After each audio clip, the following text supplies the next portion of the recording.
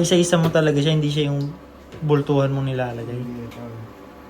Tapos gagana pala yung oras na mas na may lapot ko sila.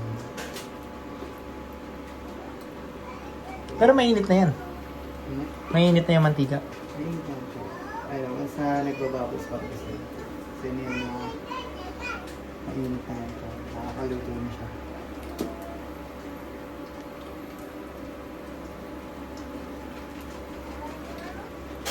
Umagang kay ganda. Umagang kay ganda pala, no? Tapos na may show pala tayo. Kala ko yung iba yung pinunta ko eh. Agenda eh.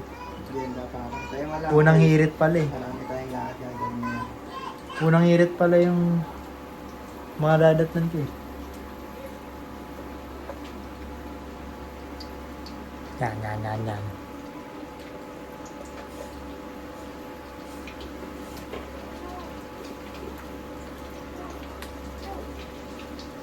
Ang hirap ang ginagawa ko eh.